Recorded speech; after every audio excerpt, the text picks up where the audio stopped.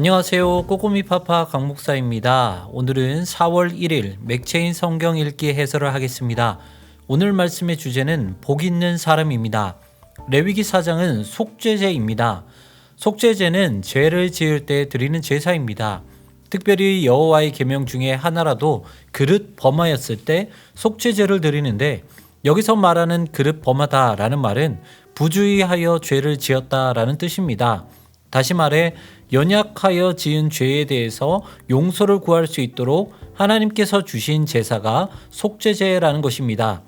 본문은 속죄제는 제사장, 회중, 족장, 평민 등을 차례로 말하고 있습니다. 이것은 죄의 심각성을 말하는데요. 제사장은 누구보다 죄를 짓지 않기 위해 주의해야 하는데, 그렇지 못했기 때문에 죄의 무게가 가장 심하다는 것입니다. 속죄제를 지을 때 죄를 지은 사람은 제물의 머리에 안수하며 죄를 전가시킵니다. 그리고 제물을 죽임으로 속죄를 받습니다. 이것은 우리를 대신해 십자가를 지신 예수 그리스도를 예표합니다. 잠언 19장은 지혜와 경외입니다.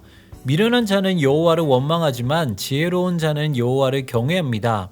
어리석은 자는 자기 중심적이지만 슬기로운 자는 하나님 중심적입니다. 여기서 모든 차이가 발생합니다. 하나님을 경외하는 자, 곧 하나님을 마음에 두고 사는 자는 너그럽습니다. 자비를 베풀고 허물을 용서합니다. 가난한 자를 불쌍히 여기고 모든 일을 인자하게 대합니다. 그들은 하나님의 뜻만이 완전하다는 사실을 믿습니다. 그래서 하나님의 지혜와 훈계를 받아들입니다. 이 역시 하나님의 말씀을 온전히 순종하신 예수 그리스도를 기억나게 합니다. 시편 1편과 2편은 복 있는 사람입니다. 시편 1편에서 복 있는 사람은 그 인생을 하나님께서 인도하시기 때문에 형통합니다. 하나님께 복받은 사람은 하나님의 말씀을 사랑합니다. 왜냐하면 하나님의 복은 그분의 말씀에서 나온다는 것을 알고 있기 때문입니다. 그래서 그 말씀을 주야로 묵상합니다. 말씀을 잃어버린 자는 반대입니다. 그는 하나님의 말씀보다 악인의 꾀를 좋아합니다. 그래서 메마른 인생을 살아갑니다. 시편 2편은 이 악인의 운명이 어떤지 말씀해 주십니다. 하나님을 무시하는 자들은 자신을 높입니다. 자신의 위치와 꾀를 자랑합니다. 그러나 하늘에 계신 분은 그들의 교만을 비웃으십니다. 그리고 참된 왕이요 재판관 대신 한 분을 세우시는데 바로 하나님의 아들이십니다. 그러므로 정말 복되고 지혜로운 자는 항상 하나님께로 피하게 됩니다. 골로새서 2장은 그리스도 안에 있는 보화입니다.